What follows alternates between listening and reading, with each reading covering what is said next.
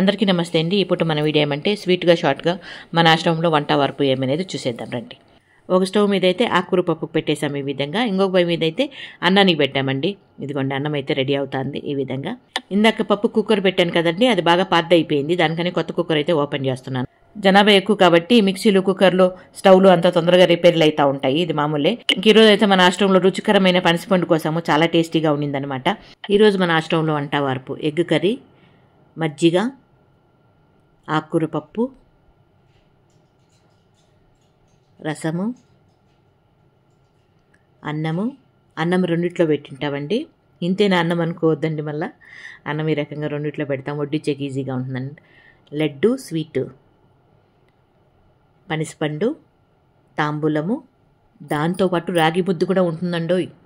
ఇది ఇప్పుడు మన చిన్ని వీడియో. నచ్చితే లైక్ చేయండి. ఓకేనా? Thank you so much. ఇదిగోండి రాగి ముద్ద.